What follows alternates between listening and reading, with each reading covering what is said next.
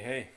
Okay, so let's take a look at this cars passage. It is from the AAMC section bank, as all the passages I use it from. And we're going to look at this passage in the context of the boogeyman method. So basically, the method looks like this. If you haven't already seen it, you do a bunch of practice for a few hours, maybe 7, 8 hours. You practice passages from any section you want. Then you analyze those passages for strategy, making sure you're doing strategy well, making sure you're getting the content well, and then you move on and you organize all those insights and lessons learned into, a way that you can drill it and study it. I prefer flashcards. And then once you're done consolidating all that information and drilling it, then you go back and practice, 7 or 8 more hours of passages, and so on and so forth. That's basically how you study for the MCAT. But with the cars section specifically, it's a little bit easier to study for, I should say, because really there's no organization or drilling of any flashcards or any concepts to be done. All you need to do is practice it again, a couple passages, a couple hours, and then gain some insights for how well you're sticking to the strategy. Okay? That's it for cars. You just kind of step 1, step 2, step 1, step 2, step 1, step 2 for cars. Everything else, you follow the rest of the boogeyman method. So when you're analyzing and you're trying to have all this perfect strategy, what is it that you need to do? Well, these are the checklist right here for cars strategy. You have 6 things. When you're reading it, you got to read it with some emotion. When you are reading it, you got to circle or highlight the main shifts in tone. When you are approaching the problems, you have to pay attention to the question stem. When you are trying to think about what the answer or how to solve this problem, you have to come up with what I call answer choice E. You have to, in order to do process of elimination accurately, you have to bracket in order to eliminate the answer choices. You have to use bracketing. And then when determining the strongest answer of the bracket, use MSLR. And as we go through this passage, that'll be the perfect way to explain each of these 6 things in more detail. So for now, these are the strategies. And last thing is, as we approach this passage, I'm keeping in my mind from my experience with understanding cars passages, breaking down arguments, logic, and reason, and also working with a ton of students in various different forms, one-on-one class settings. Most cars passages look like this, okay? You have the context, so if somebody's talking about the popular belief, for example, try to really predict and follow along with my argument. Cookies are great. They are easy to bake, they taste great, kids love them. That's some context for you. But what's the next word I'm about to say? But they're unhealthy and they don't fit my macros or whatever, right? So what I just said, if you really analyze what I just said, what my argument was, it's the same thing. Look at points 1, 2, and 3 right here. You have the context, which is cookies are great, they do this, this, and this, kids love them, all that stuff, right? That's the popular belief that I'm stating. And then I insert a but, a shift in tone, right? Shift in tone, but my tone kind of shifts there. Blah, blah, blah, blah, blah. Cookies are terrible. They're unhealthy. I don't like them. That's my main argument. So everything preceding the shift in tone is the popular belief, the context, the standard story. And everything succeeding the shift in tone, everything after the shift in tone is my argument, where I'm standing, okay? And that's basically most of cars passages, most of arguments in life in general, okay? So if you understand, so what's important here? Your target is to find the shifts in tone. Really, really look for the shifts in tone. Now, if I was reading this passage to you, it would be easy. Why? Because you could hear my tone of voice. You could hear me with my emotion and my tone and this and that. You could hear my argument and predict what I'm going to say, just like you were able to predict what I was going to say with my cookie argument. But what is the difficulty with the MCAT? Why can't we translate this intuition to the MCAT? Why? 2 reasons, okay? And those 2 reasons are as follows.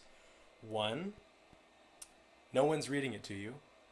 And 2, when you read it, you're not really reading it properly.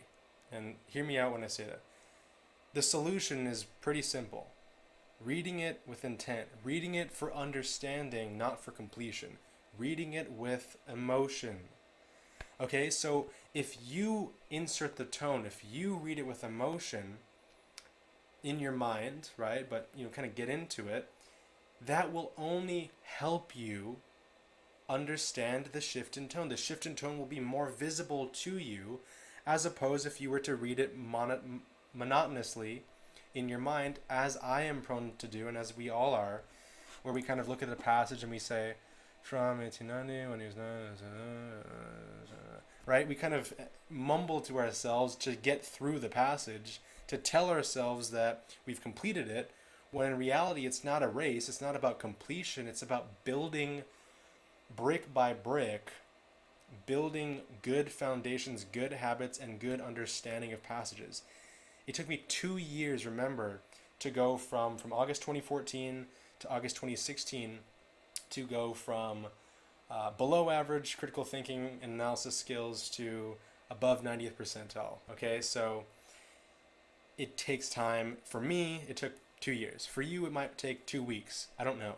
But the point is that if you practice really well, they say that perfect practice makes perfect, right? Practice doesn't make perfect. Perfect practice makes perfect. And that's true here. If you really, really focus yourself on getting the most out of your studying, which no one's judging you on, you're by yourself.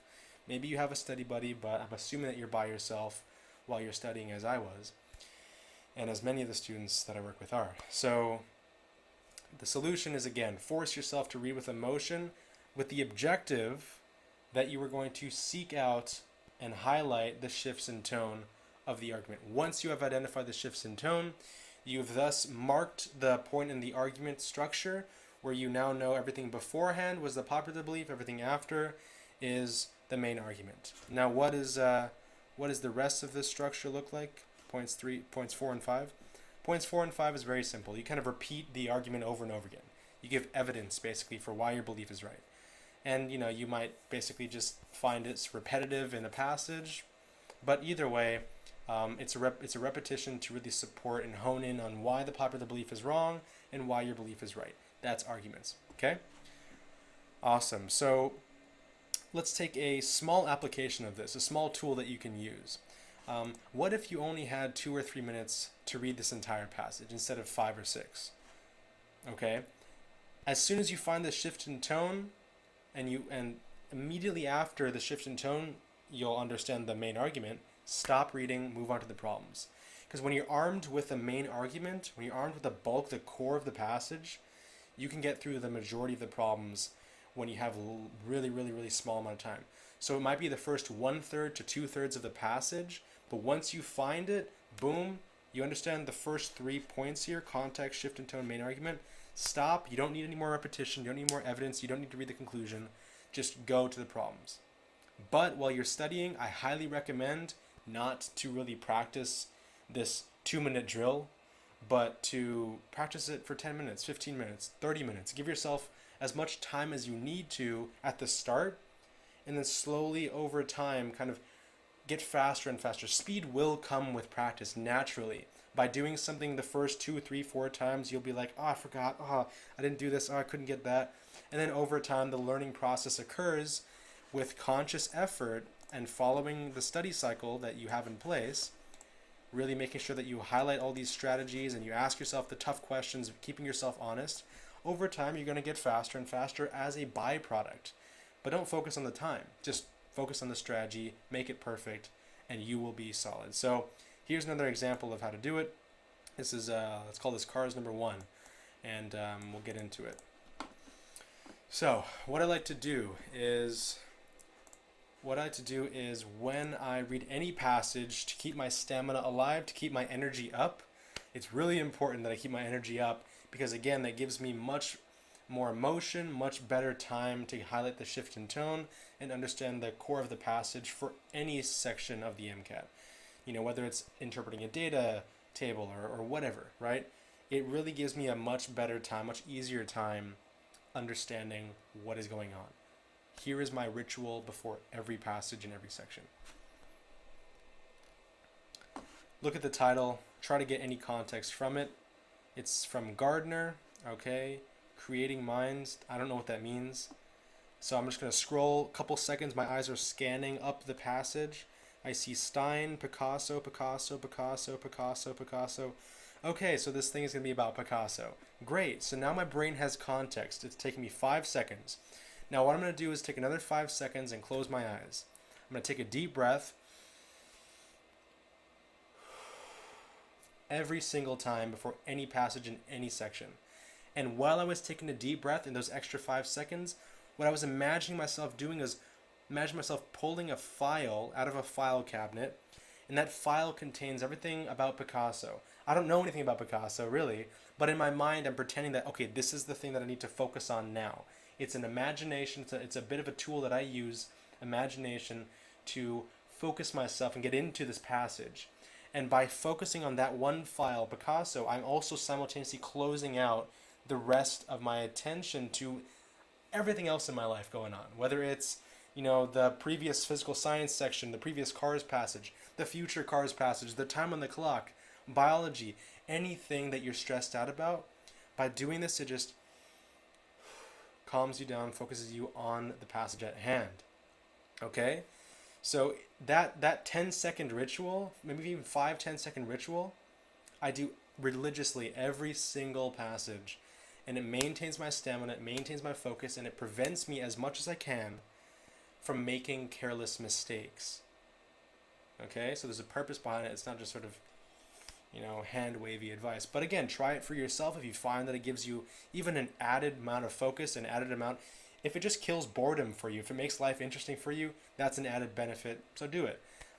But like everything, like all my advice that I'm trying to give you, I'm trying to elucidate the processes that I use and that I used with my students in the past to give you as much insight as humanly possible so that you're armed with all the tools, all the knowledge, all the advice, and all the processes that you can then take and become independent critical thinker and problem solver yourself. So that's the ritual. Now I've focused on Picasso. Now I'm going to dive in, and when I read, even on the real MCAT, I was sitting there with my pen in hand, and like a third grader, I was tracing my finger across from line to line, because no one's judging me how I'm reading, they're just judging whether or not I understand the passage. So I have my scratch paper on the ground, just in case I need to free up some space in the hard drive of my brain and write down some chicken scratch. There's nothing rigid about that strategy. It's just basically, if it helps you, do it. If not, don't do it. Okay, most of the time, I don't ever write anything down. Why? Because at the beginning, I wrote everything down, and then again, gradually over time, my brain, my hard drive, could handle and could compute many just arguments in my head at one time.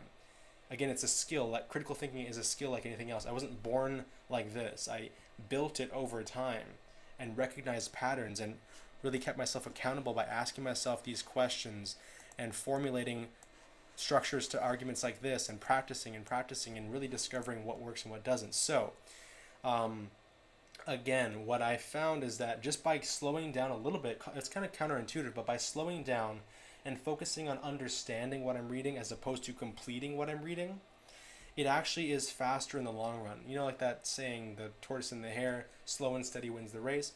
It's kind of like that. So I'm reading with intent, and now so that's what I do. And just in case, in the off chance that I read something, I'm like, okay, I'm getting really confused now with all this stuff. I need to start writing some stuff down.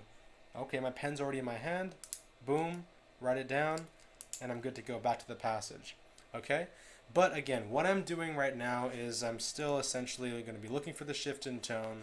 I'm going to try and find it. I'm going to try and read with emotion and get into it. Last point before I actually jump in and tackle this passage. You might be thinking to yourself, yes, Nicholas, but you're actually reading out loud. I can't read out loud when I'm on the MCAT. So how can I read with emotion? you can still read with emotion on the MCAT. If you were to sit behind me, or if you were to be a proctor for the exam and look in the monitor of your screen as I was taking the MCAT, you would see me doing this.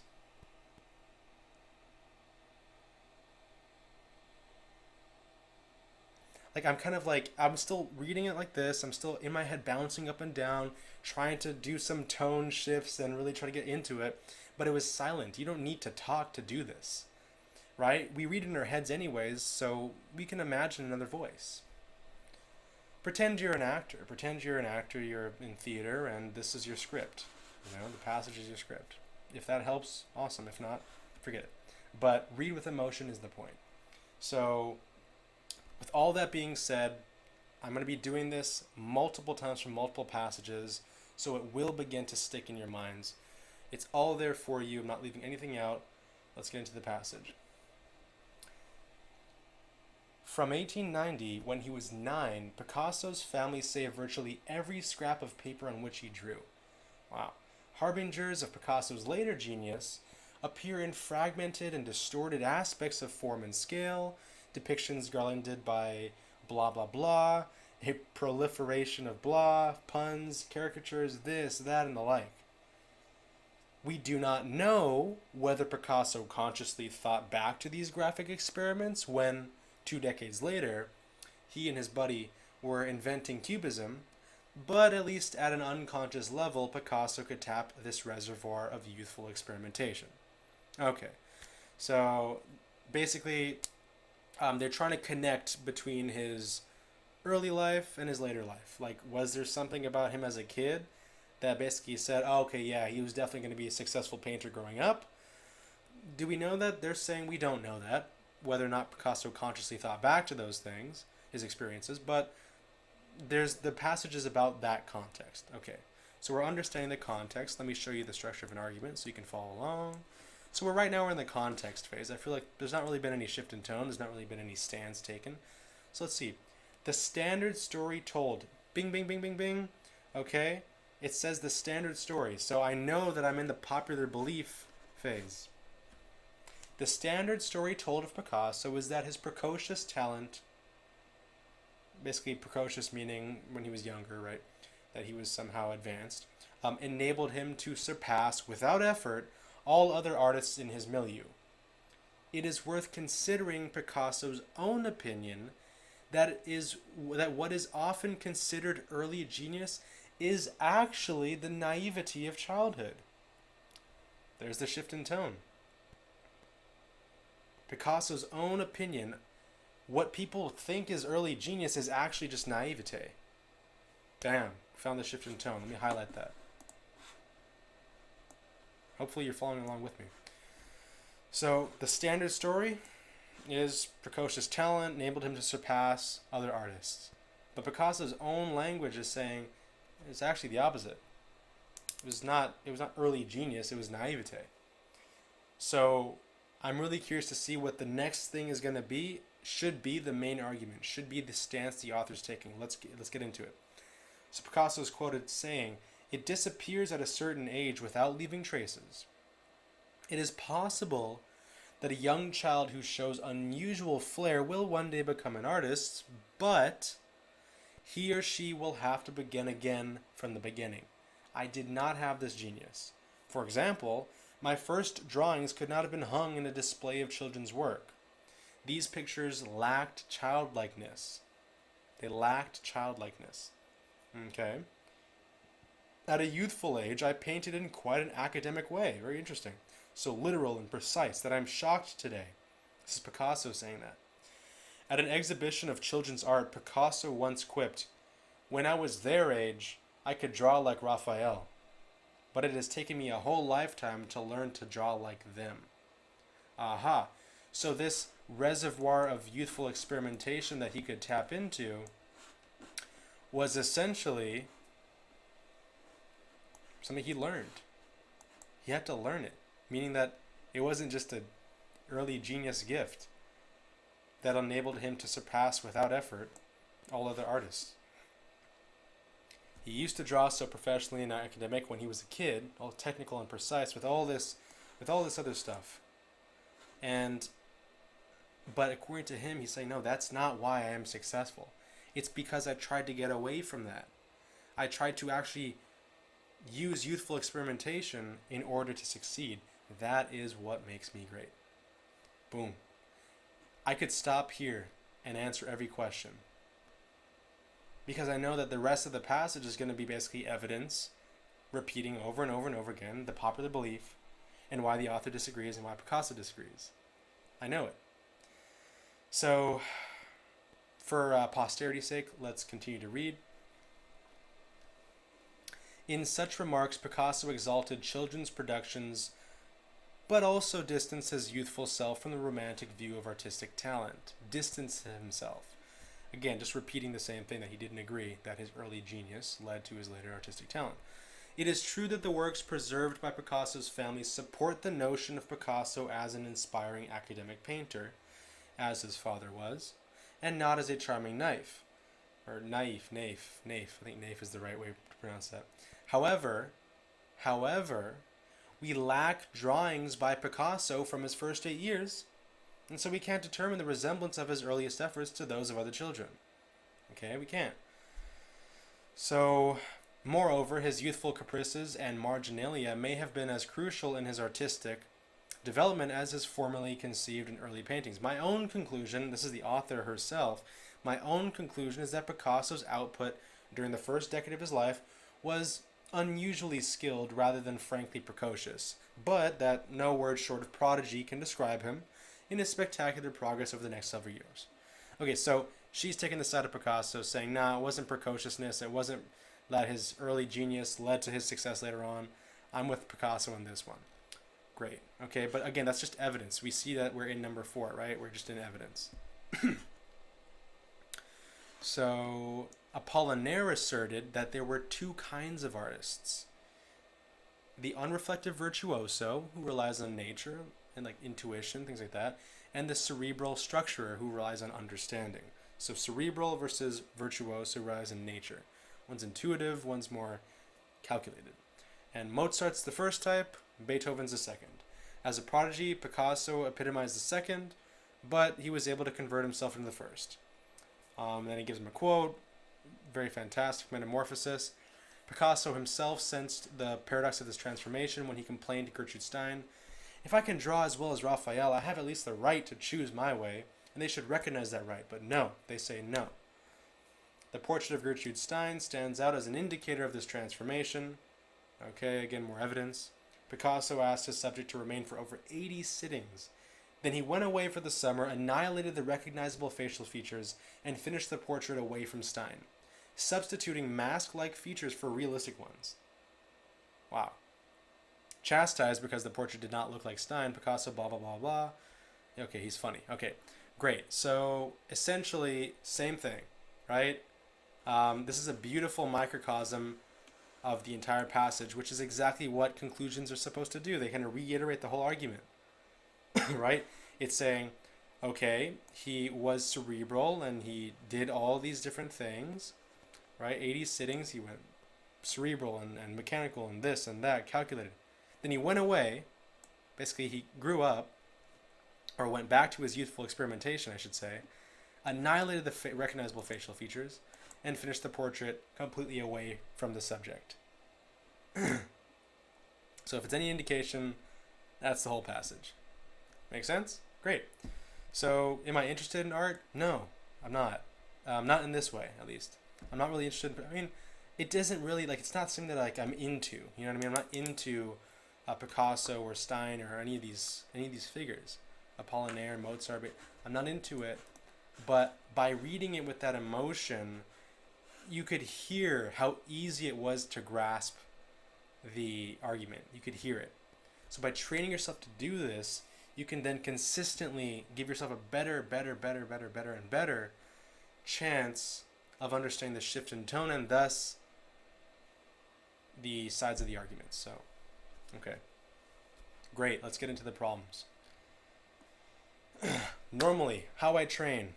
After you get into the habit of strategy, okay, meaning that you do it untimed for a bit until you feel comfortable with the strategies, I would give myself about 10 minutes per passage. So I have a clock here, and I would say, okay, I got 10 minutes to do this whole passage, including the problems.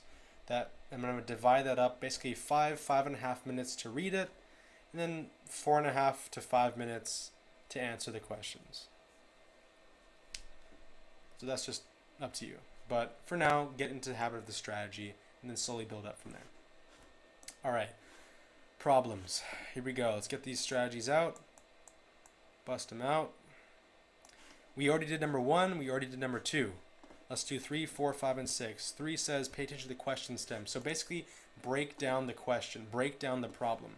I might actually change that here in a bit to be a bit more specific. But basically, problem solving 101. Here it is. You have a problem, and the problem is not very easy to understand. It's very confusing. It's not very straightforward. How do we solve a problem? For example, if I called you up saying, hey, I have a problem, help me out. Will you be able to solve my problem? No. What are you going to do in order to solve my problem? You're going to ask me questions to clarify and get insight into what the problem is really going on. And then once you get answers to every single one of your questions, you package those answers up. That becomes your understanding of the problem, of the situation. And then that package of answers becomes your solution to my problem. Make sense? Here's how it is applied to the MCAT. Here's a problem. The MCAT gives you basically problems, right? And I define a problem as anything that requires questions to understand, I suppose, is the way to word it. So a problem is defined, in my opinion, as any statement that requires additional questioning in order to understand the meaning of. So basically the MCAT is going to give you all problems. You're going to have to ask yourself some questions in order to gain some clarity. Now, unfortunately, I'm not going to be able to be there to answer those questions for you, but you'll be able to find those answers from the passage or from your outside knowledge. In the case of cars, it'll be from the passage every time. Okay, so here's a problem. We have according to the author, which, by the way, whenever they say according to the author, that basically means, hey, the answer's in the passage. So, and here's the reason why, because again, the AAMC is trying to be a standardized test. Public universities, all the med schools use them as the standard for basically people going to medical school. So, they need to make sure that the answers to these problems, they have support. That pretend you could sue the AAMC, which I don't know if you can, but pretend that you could sue them for giving you an answer or giving you saying that you were incorrect with your answer. If the correct answer held up in a court of law, basically it would have the most support, right? But to save themselves, the most support would have to be from the passage. So that should free you up from a lot of anxiety, as it did with me and a lot of my students, because I often used to tell myself, and I hear students all the time saying that, the simple answer, the one that's like straightforward or whatever, can't be the right answer because it sounds too easy. That the MCAT's going to be tricking me, and then this, and then that, and then they rationalize, and then they get the wrong answer. They usually narrow it down to 2 answer choices, and then they pick the wrong one because they convince themselves that it's the harder choice. Which is ludicrous when you look at it this way, that, hey, they're a standardized test. Imagine that you could sue them, right? They're going to be like, hey, our answer holds up in the court of law because it's the most supported one. So think of it that way. If it helps you, awesome. If not, again, forget it. But the principle is that when they say according to the author, they're meaning from the passage, Picasso's artistic achievements were in large part of the result of his blank. So essentially, let's break down this problem. How can we kind of break down this problem? So according to the author, so that's my first question is, what does the author say? What is the author saying in the first place? So that's my first question is, what is the author even saying in the first place? What's the main argument? And the main argument is, again, that Picasso's early days were not responsible for his later success. It was actually Picasso having gone back to more youthful experimentation that was his success. And when he was a kid, he was not really youthful. He was more mature, more adult, more academic, like Raphael. So that's really what the author's saying. Okay, so we understand this sub-question, what the author is saying. Picasso's artistic achievements were in large part the result of... So again, there's pretty much no real other sub-question to break it down. But yeah, essentially, the author says these things, right? Says all these points. And then I suppose the second sub-question was specifically about his artistic achievements. So specifically about Picasso's artistic achievements, which one of these authors' opinions relates to that? And it's about the transformation that he underwent from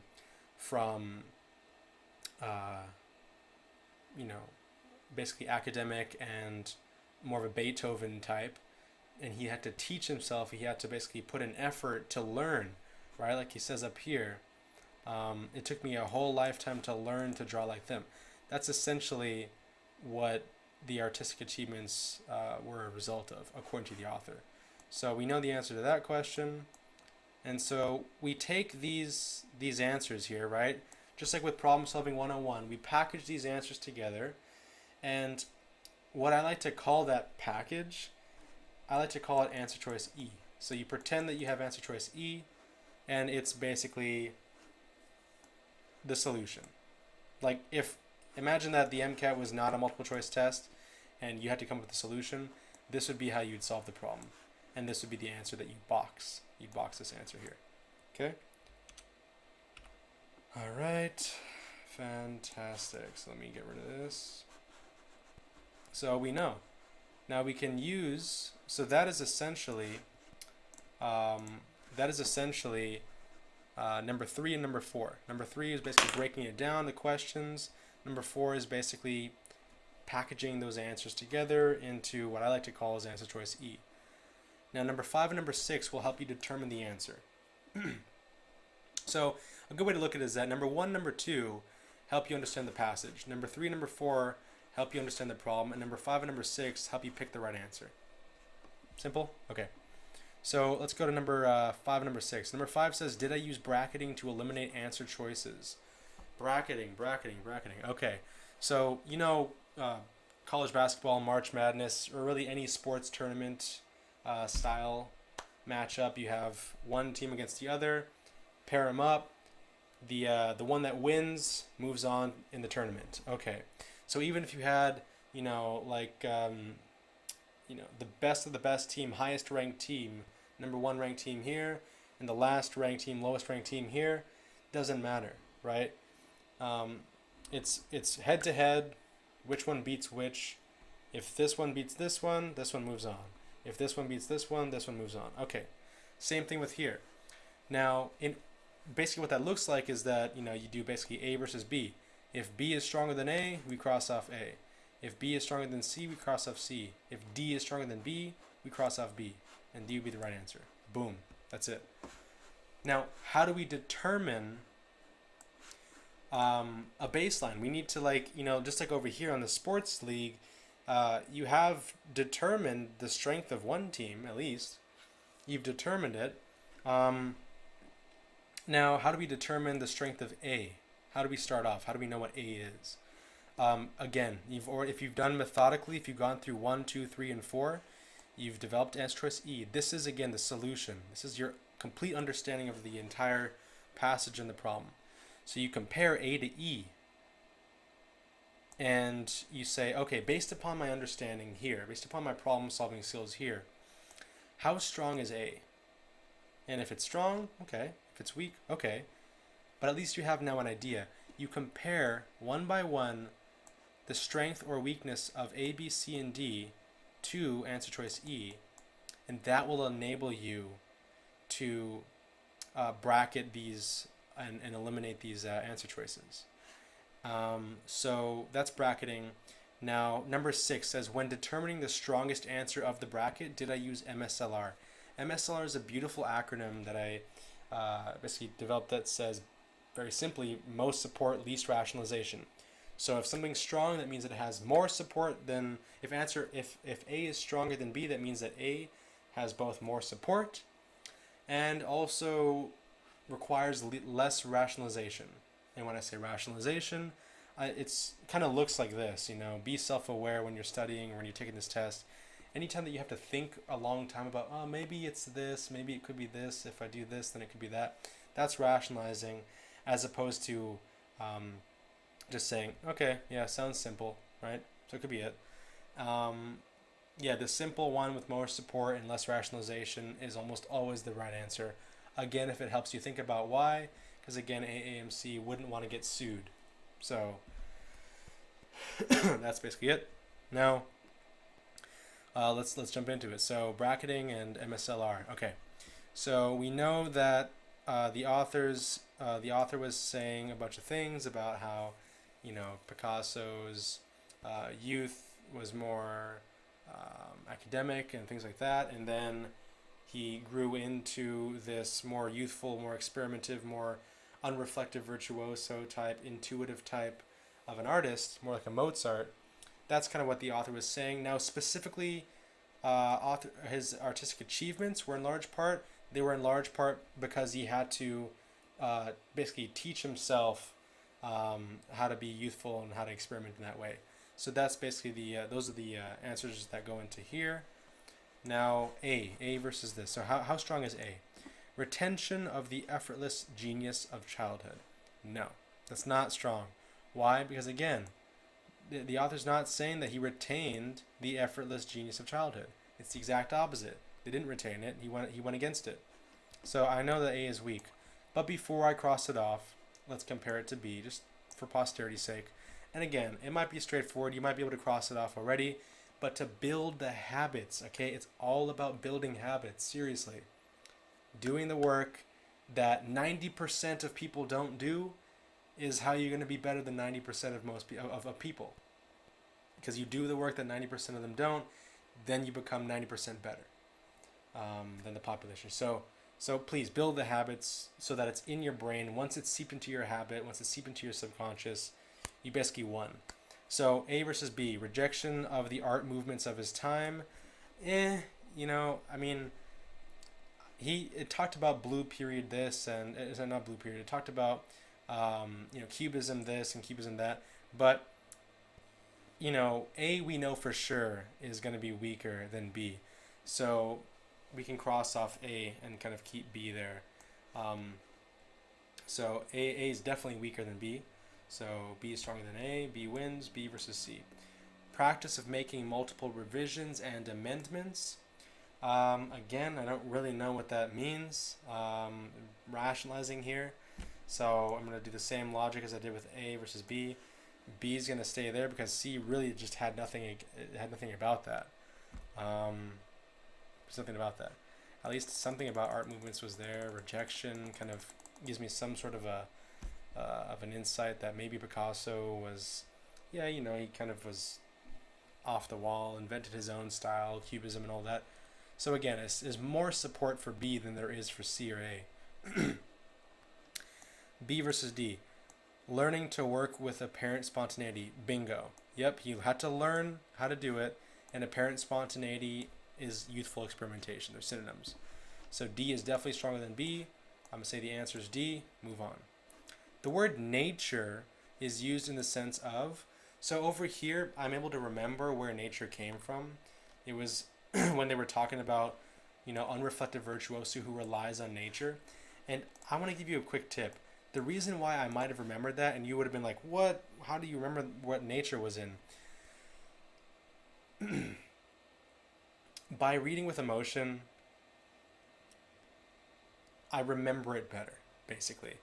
And I think that from my understanding of psychology, the reason why is because the more investment I put into something, the more I think that it's about me, the more that I think that it's interesting, the more it sticks in my brain. You know what I'm saying? So by pretending that I'm an actor and that this is my script, it's kind of like I have more ownership in the words themselves. And so things like the unreflective virtuoso who relies on nature and the cerebral, those things kind of stick in my head. And it wasn't always like that at the start. Again, remember, it took me 2 years to build and fail until I got to the point where I realized that this is the best strategy for me and for a lot of students that I teach. So if you're looking for how did I know that, that's how I was able to do to pull that out. If not, I don't like to say to take notes and everything, so I wouldn't recommend that. I would highly recommend to just read with emotion, and these things will pop out to you. The word nature is used in the sense of, problem solving 101. I don't really. So first of all, my first question here was basically, where was it used? And so we figured that out. Okay, we know where it was used. The second question was, how was it used? Okay, and it was used because it was used to describe Mozart, somebody who's more intuitive, things like that. Okay, so we package that together. That becomes answer choice E. Great, 5 and 6, how to pick out the right answer. We use answer choice E and we compare it to A, B, C, and D. Great, A says, objects and scenes of the natural world. I'm rationalizing already. It's not very straightforward. There's no support about objects and scenes. It was more about the artistry. It was more about Mozart. It was more about intuition. So A is weak, but let's look at B. Elementary aesthetic principles. I wouldn't say Mozart or any of those guys are elementary, but aesthetic principles, I suppose, has more support. It's talking about artistry and things like that, as opposed to A, which is objects and scenes. It's not really at all. It doesn't hit any of these points. So B is better than A. Now versus C. Intuitive, I like it. Artistic, I like it. Mastery, I like it. Much better than B. So I'm going to cross off B. C versus D. Uncontrolled creative impulses. Okay, creative impulses could throw you off here because it is, more intuitive in this and artistic. But uncontrolled, I would not say that Picasso or Mozart were ever implied to be uncontrolled in the passage. I think that the implication is that it was intuitive in this case. So C is my answer. Next question. What is the author's response to the standard story? Okay, let's break this down because I'm already confused. So problems here. First sub-question. What is the standard story? Okay. Second sub-question. What was the author's response to that story? So let's see the answer to the first question. What is the standard story? Standard story says Picasso's early genius led to his later success. Okay, that's the first one. Number 2 asks, what does the author feel about that? Okay, author feels completely the opposite way. Great. So that becomes our answer choice E. Okay, we use that to compare it to A, B, C, and D to determine the strength or weakness of each answer choice. We will bracket them, A versus B. Let's look at A. Acceptance, nope. Versus B, neutral, less, it's more support than acceptance, so A is gone. B versus C. Revisionist, okay, again, more negative than B, so I'm going to cross off B and leave C. C versus D, skepticism, definitely. Let's compare, let's read both of them fully. So it is presented as applicable only to Picasso's earliest efforts. No, the standard story was not just about the earliest efforts. The standard story implies that the earliest efforts directly translated to his later success. Let's see, D says skepticism because Picasso's earliest drawings are presumed to be not especially precocious. That's a direct quote from the author. Again, how I remember that is because I read with emotion and it stuck in my brain. But if you didn't remember that, you would try and find where they mentioned precociousness. And essentially, precociousness was right here. My own conclusion is that Picasso's output was unusually skilled rather than frankly precocious. So D is much stronger than C, so I'm going to cross off C. D is the answer. Let's keep going. The assertion that Picasso's early productions contain harbingers of his later art. My first question is, what does harbinger mean? And if you don't know while you're studying, you could always look it up. Harbingers definition.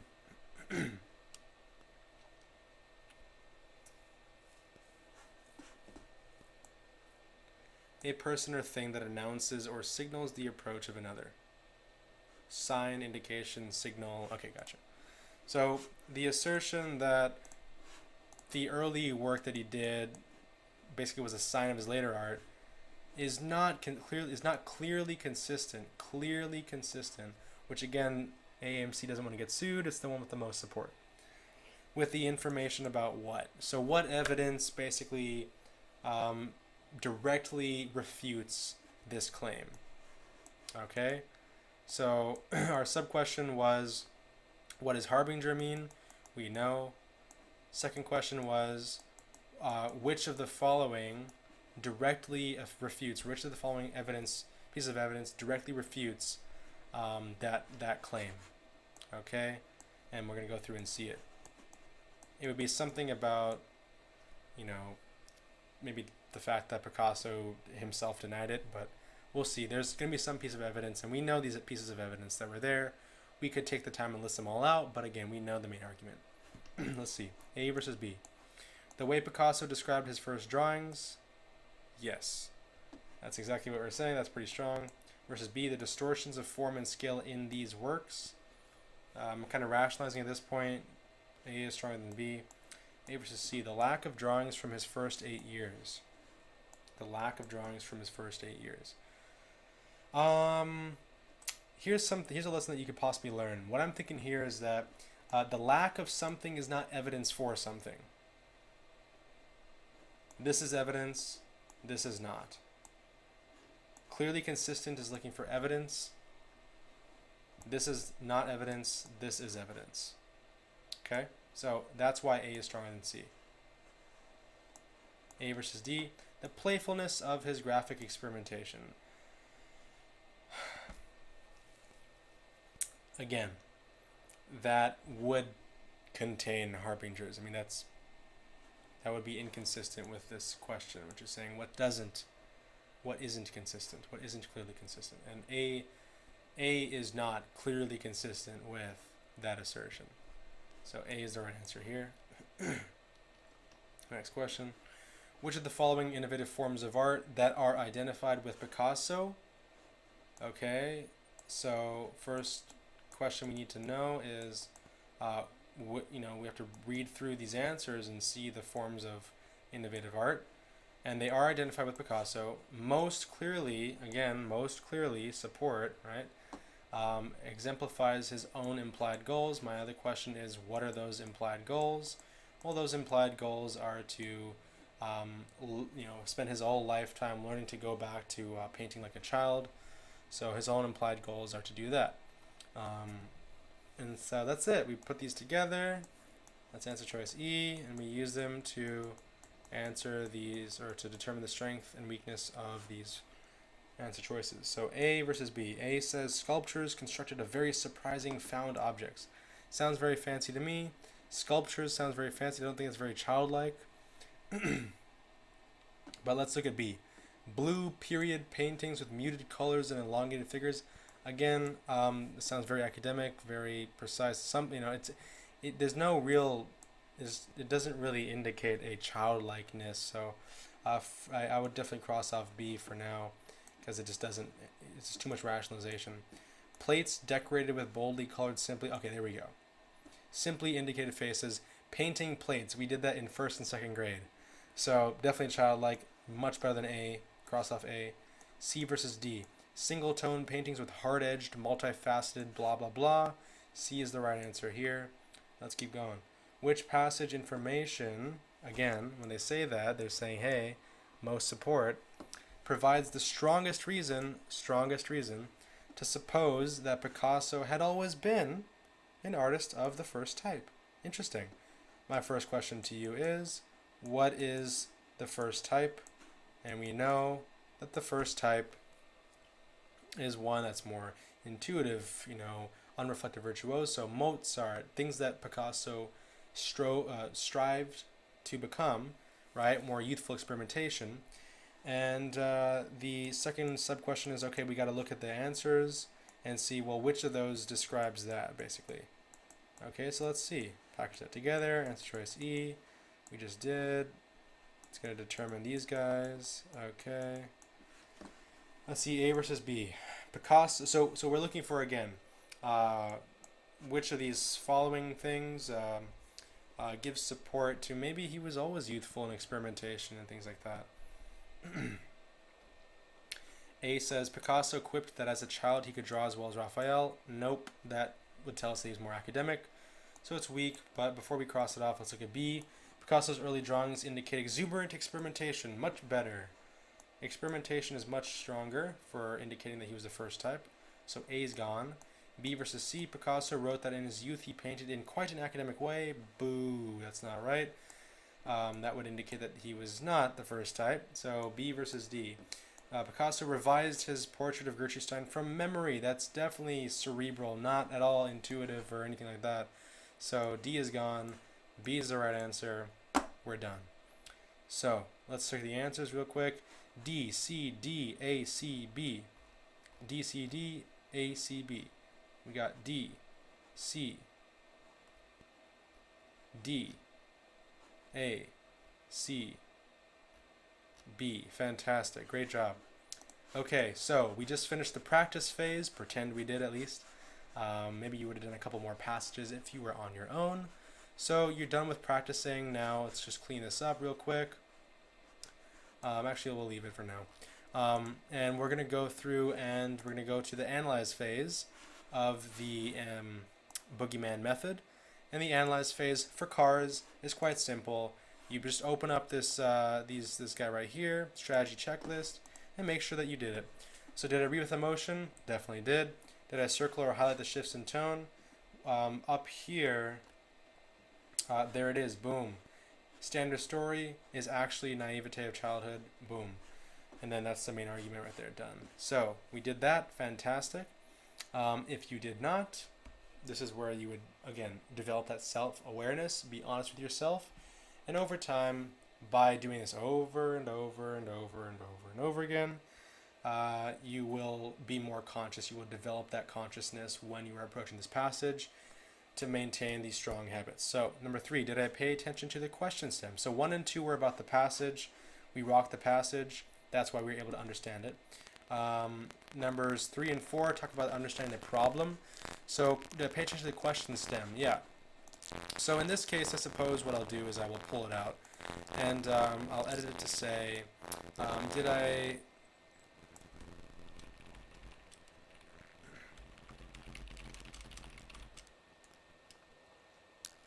So what I could do here is say, did I create a problem-solving tree?